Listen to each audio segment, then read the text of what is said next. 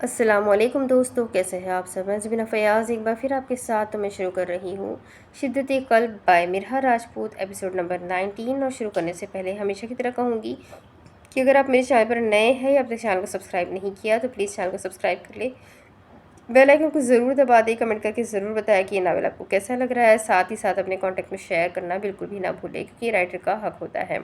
تو چلیں ہم اس ناول کو آگے سٹارٹ کرتے ہیں۔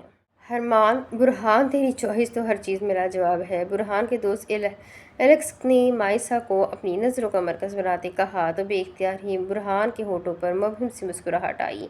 پارٹی لاؤنج میں ڈیکوریٹ کی گئی تھی، انتظام شاندار تھا، ڈی جے آن تھا، پارٹی کا تھیم بلیک اور وائٹ تھا، ہر طرف سپوٹ لائٹ گھوم رہی تھی، لوگ مزے کر رہے تھے، جھوم رہے تھے، گنگنا رہے تھے، اپنی مستی میں تھے۔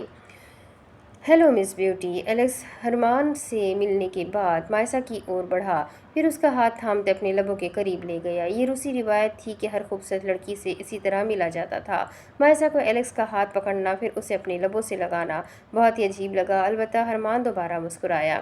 کیا اسے مسکرانا چاہیے تھا؟ اس کی بیوی کا ہاتھ پکڑ کر کوئی لڑکا چوم رہا تھا، میرے خیال سے تو اسے ڈوب مرنا چاہیے تھا یا اگلے شخص کو مار دینا چاہیے تھا، مگر ہرمان کو جیلسی تک نہ ہوئی۔ ایک تو وہ مائسا کو اپنی بیوی کم اور دشمن زیادہ سمجھتا تھا، اور دوسرا کہ وہ جس ماحول میں رہتے تھے وہاں یہ سب عام تھا۔ پھر واویلا کیسا؟ یہ راگا یہاں کیا کر رہا ہے؟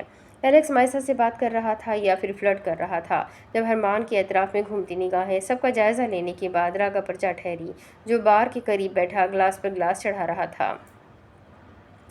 تو جانتا ہے میرے ڈیڈ کا دوست ہے، انہوں نے ہی انوائٹ کیا ہے، الیکس عام سے لہجے میں بولا، جس پر مائسا نے فوراً سے نگاہیں اٹھاتے ہرمان کی نظروں کے ارتکاب میں راگا کو دیکھا، جو ادھیڑ عمر شخص تھا مگر جسامت چست تھی، رنگت صاف تھا، اپنی عمر سے کافی کم لگتا تھا۔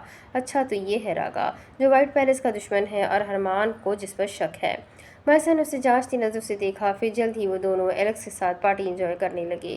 تمہیں نہیں لگتا کہ ہمیں ایک یادگار تصویر لینی چاہیے؟ الیکس ان کے پاس سے گیا تو ہرمان کی ڈگمگاتی نظریں دوبارہ سے مائسا کے چہرے کا طواف کرنے لگیں۔ نہیں، مجھے نہیں لگتا۔ وہ منہ پر بات پھینکنے کو پہلے سے ہی تیار تھی، اس کا موڈ آف تھا، اسے پارٹی اچھی نہیں لگی تھی، لیکن مجھے تو لگتا ہے کہ ہمیں ایک تصویر لینی چاہیے تاکہ کل کو جب تم مجھے دھوکہ دے کر چلی جاؤ تو میرے پاس تمہاری کوئی تو میموری ہو۔ ہرمان کے ڈمپل نے پھر سے اپنی جھلک دکھائی، مگر فقط ایک سیکنڈ کے لیے۔ دفعتاً اس نے اپنی جیب سے موبائل نکالا اور فرنٹ کیمرہ کھولتے وہ تھوڑا مائسا کے قریب ہوا۔ تھوڑی اسمائل کر لو، کچھ چلا نہیں جائے گا تمہارا؟ ہرمان سیلفی لینے لگا تو مائسا کا موڈ مزید پسائل ہوا۔ اسے اتنی بورنگ پارٹی میں آنا ہی نہیں چاہیے تھا۔ میرا تو نہ صحیح مگر تمہارا بہت کچھ چلا جائے گا، وہ زیر لب بڑبڑائی، مگر اس کی آواز ہرمان نے بخوبی سنی۔ مثلاً تمہاری مسکراہٹ سے آخر میرا کیا چلا جائے گا؟ ہرمان نے سیلفی لی تو مائسا زبردستی مسکرائی۔ سکھ، چین، دماغ اور سکون، کیونکہ میری ایک مسکراہٹ تمہارا دماغ معاف کرنے کا ہنر رکھتی ہے۔ وہ مغروری ہو رہی تھی یا پھر سچ میں ایسا تھا؟ ہرمان نے کہا لگایا، یہ لڑکی مجھے آہستہ آہستہ ہی کیوں obsessed کر رہی ہے، ایک دفعہ ہی کیوں نہیں کر لیتی؟ وہ فقط سوچ کر رہ گیا، وہ اس کی ایک ایک ادا سے obsessed ہوتا تھا، ہوتا بھی کیوں نہ، آخر اسے ہر ہنر تھا دوسروں کو پل میں گھائل مائل سب کرنے کا۔ ایک بات پوچھوں آپ سے؟ سوال مائسا کی جانب سے ہوا۔ ہرمان نے جواباً اس بات میں گردن کو جنبش دی، وہ کیسے اتنی جلدی تم سے آپ پر اتر آتی تھی؟ آپ کو برا نہیں لگا تھا جب آپ کی بیوی کا ہاتھ کوئی دوسرا شخص چوم رہا تھا؟ مائسا کے سوال پر محض 2 سیکنڈ ہرمان سامت ہوا۔ وہ کوئی دوسرا شخص نہیں، میرا دوست ہے مائسا۔ ہرمان سے کوئی جواب نہ بن پایا، تبھی بے تکا سا جواب اڑتا ہوا آیا، دوست ہے تو کیا مطلب وہ آپ کی بیوی کے ساتھ فلرٹ کرے گا؟ مائسا کا چھوڑا تیر نشانے پر جا لگا۔ ہرمان نے کرکاٹ دار نگاہوں میں اسے چبایا۔ جسٹ شٹ اپ مائسا، زبان سنبھال کر بات کرو۔ ہرمان کو یوں لگا تھا جیسے ایک دم ہی آکسیجن کی کمی ہوئی ہو، اور ویسے بھی یہ کاغذی رشتہ ہے، میں نے تمہیں اپنی بیوی کے طور پر قبول نہیں کیا۔ یہ وہ خود کو باور کروا رہا تھا یا پھر مائسا کو؟ کاغذی ہی صحیح مگر نکاح تو ہوا ہے نا، اور شریعت کے مطابق میں آپ کی بیوی ہوں، آپ قبول کرے یا نہ کرے۔ وہ لفظوں پر زور دینے لگی تھی۔ اسٹاپ مائسا، اتنی چھوٹی سی بات کا پتنگڑ مت بناؤ۔ وہ تنگ آ کر بولا، چھوٹی سی بات؟ سیریسلی؟ کوئی دوسرا شخص آپ کی عزت پر ہاتھ ڈالے تو کیا آپ کی غیرت یہ سب برداشت کرنا گوارا کرے گی؟ مائسا کی آواز اونچی ہوئی۔ ہرمان نے بیک وقت اس کا بازو پکڑ کر دبوچے اسے لے کر تھوڑا سائڈ پر ہوا۔ آخر تم کہنا کیا چاہتی ہو کہ میں ایک بغیرت آدمی ہوں؟ ہرمان نے اسے جھٹکے میں دیوار کے ساتھ پن کرتے اپنے دونوں ہاتھ اس کے اطراف میں پوری قوت سے وال پر دے مارے، جس کی بدولت مائسا کے وجود میں ہلکی سی لرزش ہوئی۔ اگر آپ کے قریب کوئی لڑکی آتی میں تو کبھی نہ برداشت کرتی۔ گھبرانے کی بجائے مائسہ اس کی قہر برساتی آنکھوں میں دیکھتی تنفر سے چنگاڑی، بس یہاں ہوئی ہرمان کی برداشت ختم۔ میں بھی نہ برداشت کرتا اگر تم میری دشمن نہ ہوتی، میں اس شخص کے ہاتھ پر تیزاب پھینک دیتا اگر تم میری عزت ہوتی، میں چیر پھاڑ کر رکھ دیتا اسے اگر تم میری محبت ہوتی۔ وہ چیخا اور ایسا چیخا کہ اس کے روبرو کھڑی لڑکی ساکت ہو گئی۔ کیا ہرمان نے اس کی ویلیو دو کوڑی کی کر دی تھی؟ میں ایکشن کس لیے لیتا، اپنے دشمن کے لیے یا پھر ایک عورت کے لیے؟ بتاؤ۔ میں اس عورت کے لیے ایکشن لیتا جو کل کو میری ہی گردن پر پیر رکھ کر گزر جائے گی، جو مجھے دھوکہ دے گی، جو میرے خلاف ہو جائے گی۔ پھاڑ کھانے والے انداز میں بولتے ہرمان نے اس کے بازو کو کچل کر پوری قوت سے جھنجھوڑا۔ اگر میں نے زندگی میں کبھی ایکشن لیا تو صرف اپنی عورت کے لیے لوں گا، اس عورت کے لیے جس کا عشق مجھے پاگل کر دے گا۔ وہ صرف خود کو سمجھا رہا تھا کہ مائسہ اس کی کچھ نہیں لگتی۔ وہ خواہ مخواہ ہی اپنے دل میں اس کے لیے جگہ بنا کر خود کو تکلیف مت دے۔ پھر ایک آخری نظر اس پر ڈالتے وہ جانے کو پلٹ گیا۔ رکو ہرمان خانزادہ، میں آج پورے یقین سے کہتی ہوں اگر میں نے تمہیں عنقریب اپنے عشق میں گوڑے گوڑے نہ ڈبا دیا تو میرا نام بھی مائسہ خانزادہ نہیں۔ وہ اندر ہی اندر جل کر راکھ ہو چکی تھی۔ ہرمان رکا تو تھا مگر پلٹا نہیں، پھر اس کی بات پر ہنکارا بھرتا ہوا وہاں سے چلا گیا۔ آہا، تو یہ ہے وہ پھلجھڑی۔ راگا کی نظروں نے بآسانی اس پر رسائی حاصل کی۔ سر اگر آپ کہیں تو اسے اٹھا لیں ہم، راگا کا ایک بندہ بولا۔ نہیں، اتنی بھی کیا جلدی ہے، ایک دفعہ میں تھوڑی نہ ہرمان خانزادہ کو ہارٹ اٹیک دیں گے، بلکہ آہستہ آہستہ دیں گے، اور ویسے بھی اگر ابھی کڈنیپ کروایا تو اس کا سیدھا شک مجھ پر جائے گا۔ لیکن سر، اس کا شک آپ پر کیسے جا سکتا ہے؟ اسے لگتا ہے کہ یہ لڑکی آپ نے بھیجی ہے، پھر آپ ہی اس کا کڈنیپ کریں گے، اسے کیسے پتہ چلے گا؟ کیا میں نے کہا کہ اتنا دماغ لڑاؤ؟ راگا برہم ہوا۔ اب میرا پلان سنو، یہ وہاں سے گزرے گی تو اسے اندر کو دھکا دے کر دروازہ بند کر دینا، سمجھ گئے تم لوگ؟ لیکن دھکا ایسے دینا کہ پتہ نہ چل سکے کہ تم میں سے کسی نے دیا ہے۔ اب دیکھنا ہرمان خانزادہ کہ میں کیا کرتا ہوں۔ راگا نہ جانے ایک ایسا پلان بنا رہا تھا کہیں مائسہ کو نقصان نہ پہنچ جاتا۔ وہ کون سا کمرہ تھا، اس میں کیا تھا جس میں وہ مائسہ کو بند کرنے کا منصوبہ تیار کر رہے تھے؟ ہرمان کے جانے کے بعد مائسہ اپنا حلیہ صحیح کرتی مخصوص راستے سے گزرنے لگی۔ وہ اپنے ہی دھیان میں قدم اٹھا رہی تھی۔ اسے معلوم نہیں تھا کہ کوئی اس کے پیچھے بھی آ رہا ہے، حالانکہ سامنے سے آتے ایلیکس کو اس نے بخوبی دیکھا تھا۔ لیکن شاید اس نے مائسہ کو نہ دیکھا کیونکہ وہ موبائل میں جھکا کچھ کھوج رہا تھا۔ پھر وہ فوراً سے نگاہیں جھکاتی اس کے پاس سے گزرنے لگی، جب اچانک سے ایک زبردست اور زوردار تصادم ہوا۔ کچھ یوں تھا کہ ایلیکس مائسہ کے قریب پہنچ گیا جب عین وقت راگا کا ایک بندہ ان دونوں سے بری طرح ٹکرایا، اور اس ٹکراؤ نے کچھ اس طرح سے اختتام پایا کہ مائسہ گھومتی ہوئی اس دروازے کو پار کرتی اندر جا گری، جب اسی وقت راگا کے دوسرے بندے نے نہایت مہارت سے پھرتی کی رفتار سے دروازہ بند کر دیا، اور ایلیکس بیچارہ اس اچانک افتادگی پر سیدھے منہ زمین پر جا گرا۔ پھر جلد ہی سارا راستہ صاف ہو گیا، لیکن اس دوران کمرے میں بند ہوئی مائسہ تو وہیں پر رہ گئی۔ وہ فریزنگ روم تھا، ساری گروسری وغیرہ کو اس کمرے میں رکھا جاتا تھا، اور اس کا ٹیمپریچر ہر وقت ہائی رہتا تھا، جس سے مائسہ خانزادہ بند ہو چکی تھی، اور ہرمان خانزادہ اس بات سے انجان تھا۔ وہ پارٹی میں بار کے پاس کھڑا آگ بگولا ہوتے ہوئے گلاس پر گلاس چڑھا رہا تھا۔ مائسہ کی عجیب قسم کی باتوں پر غصہ ابھی بھی برقرار تھا۔ دوسری جانب وہ فریزنگ روم کا دروازہ مسلسل بجا رہی تھی، پٹک رہی تھی، اس بات سے انجان کہ یہ وہ راستہ تھا جس سے شاید ہی کسی ایک آدھے بندے کا گزر ہوتا ہو، اور ہال میں تیز ڈی جے آن ہونے کی صورت میں اس کی آواز کسی تک نہیں جا سکتی تھی۔ پھر اس کی تو چیخوں تک کی بھی آواز باہر ہال میں نہیں جانی تھی۔ لاک کس نے لگایا؟ مجھے کس نے بند کیا؟ دروازہ کھولو، کوئی ہے؟ کوئی میری آواز سن رہا ہے تو پلیز دروازہ کھول دو، میں یہاں بند ہو گئی ہوں، پلیز کوئی تو دروازہ کھول دو۔ اس کے ہاتھ لگاتار دروازے کو بجا رہے تھے، وہ چیخ رہی تھی مگر بیکار۔ اسے لگا تھا کہ شاید وہ غلطی سے اندر گر گئی تھی۔ پھر جب دروازے کو لاک لگا تب جا کر اس کے ہوش ٹھکانے لگے۔ اس کے ذہن میں بار بار ایلیکس کا خیال آیا، کیونکہ فرش پر اوندھے منہ گرنے کی وجہ سے وہ دروازہ بند کرنے والے کا چہرہ نہیں دیکھ سکی تھی۔ ایک تو روس کا کلفی جمانے والا ٹھنڈا موسم، اوپر سے فریزنگ روم کی شدت پکڑتی سردی۔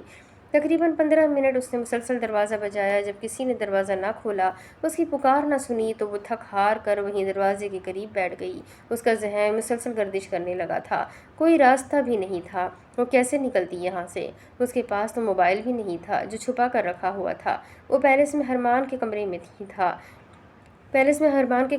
تھا۔ وہ کیا کرتی، کہاں جاتی، کس سے آواز دیتی، کس سے مدد مانگتی؟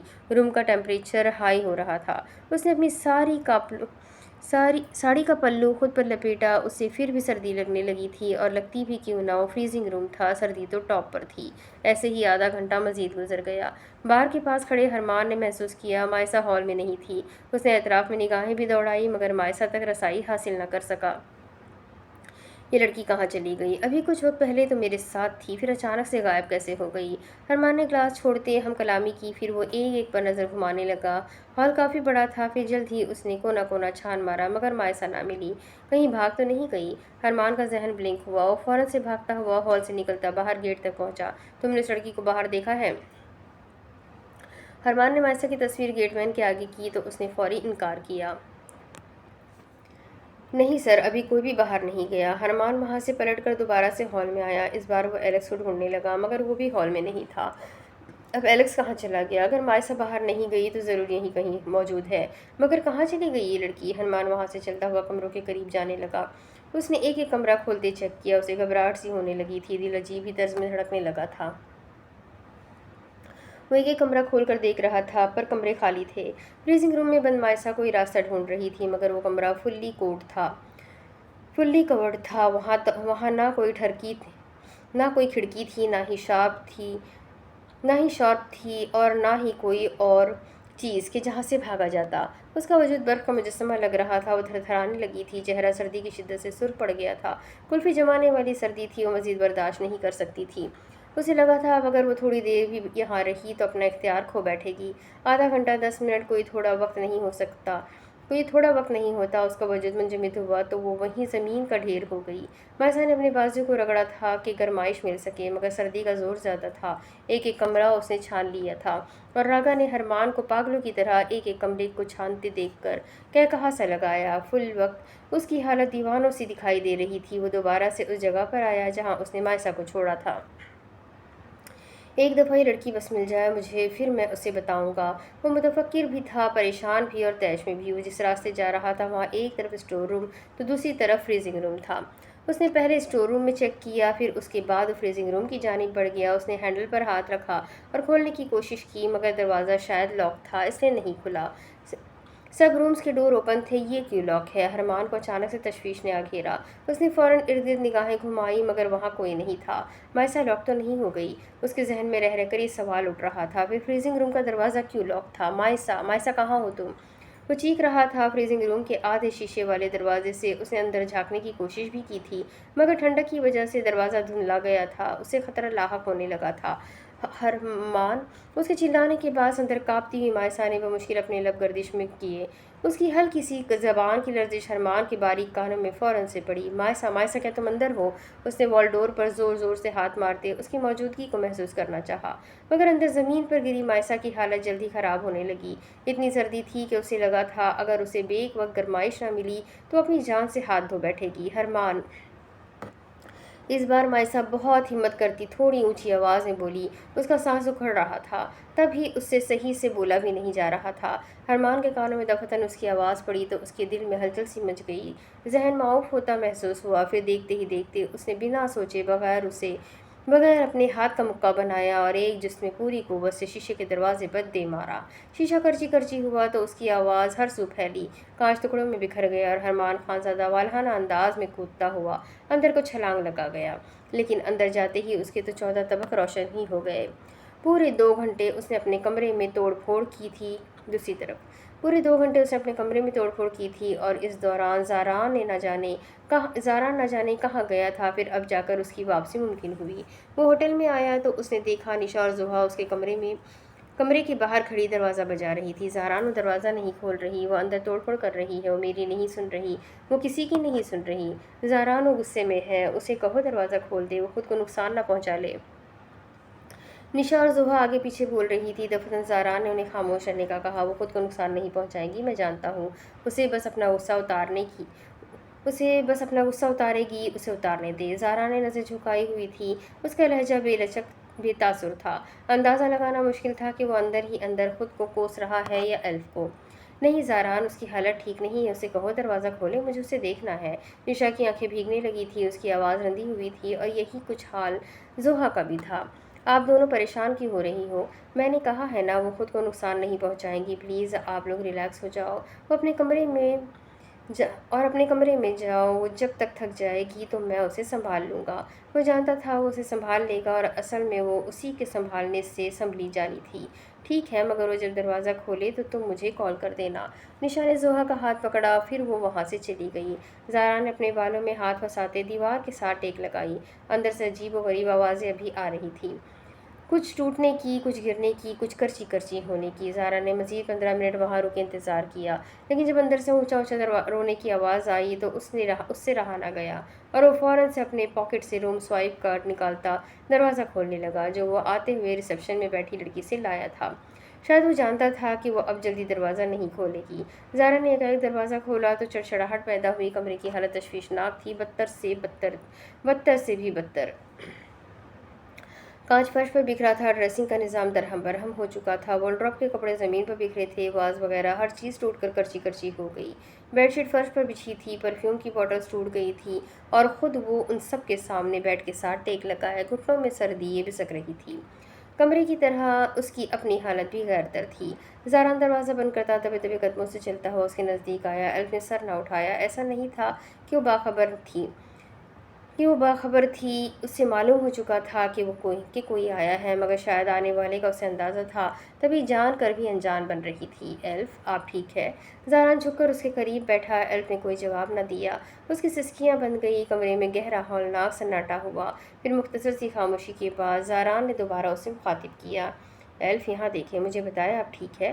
وہ کتنے پیار سے اور نرم لہجے میں استفسار کر رہا تھا۔ ایلف کی جگہ کوئی اور لڑکی ہوتی تو اس کے اس طرح سے پوچھنے پر اپنا سارا درد اسے سنا دیتی، لیکن پھر سے دل چیرتی خاموشی۔ ابھی فقط 2 منٹ گزرے۔ جب ایلف نے اپنا چہرہ گھٹنوں سے اٹھا کر زاران کو دیکھا تو زاران خانزادہ اپنی جگہ ششدر ہی رہ گیا۔ اس کی نگاہیں ایلف کی نگاہوں سے ٹکرائی، سرخ مترنم ہوتی ایلف کی آنکھوں نے زاران کے دل میں ہلچل ہی مچا دی۔ میں ٹھیک ہوں۔ اس کا لہجہ اور چہرہ دونوں ہی سپاٹ تھے۔ اس کی ناک سرخ ہو رہی تھی۔ دفعتاً وہ وہاں سے اٹھی اور بیڈ پر جا بیٹھی۔ آپ رو رہی تھی؟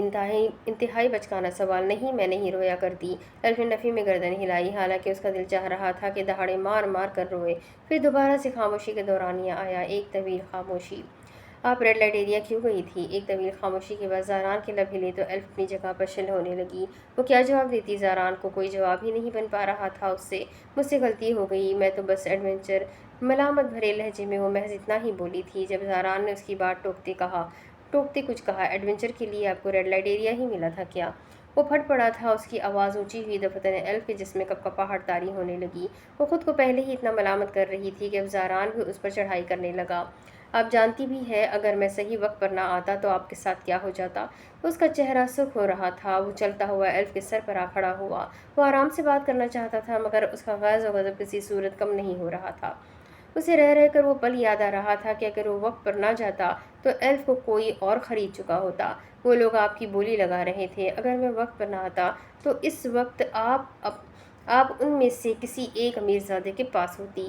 ایلف کا وجود جل رہا تھا، اور تھوڑی بہت کسر زاران نے اس کے دہکتے زخموں کو چھیڑ کر پوری کر دی تو وہ تڑپ اٹھی تھی۔ اس کا انگ انگ جل رہا تھا، بھٹی کی مانند۔ پلیز زاران، بس کرو، نہیں سن سکتی میں یہ سب۔ وہ ایک چیخ پڑی۔ بے ساختہ اس نے اپنے دل کے مقام پر ہاتھ رکھا۔ دھڑکن بہت دھیرے سے چل رہی تھی، پھر سانس بھی تو بمشکل ہی آ رہی تھی۔ میں بھی نہیں دیکھ سکتا تھا وہ سب جو آپ نے کیا۔ مجھے بتائے بغیر آپ ایک ایڈونچر کے لیے ریڈ لائٹ ایریا پہنچ گئی۔ تف ہے آپ پر ایلف۔ زاران کا غصہ نہیں ٹھنڈا ہو رہا تھا۔ وہ ہوتا بھی کیسے؟ وہ منظر اس کے ذہن میں بار بار منڈلا رہا تھا۔ وہ کیسے نہ طیش میں آتا؟ تم سے بڑی ہوں میں، تمیز سے بات کرو مجھ سے۔ اب وہ بگڑنے لگی تھی۔ اس نے ایلف کیوں کہا؟ اس کی اتنی اوقات وہ اسے اس کے نام سے مخاطب کرے؟ بڑی ہے تو کیا ہوا؟ شوہر ہوں میں اب آپ کا، مجھے حق ہے آپ کو نام سے بلانے کا۔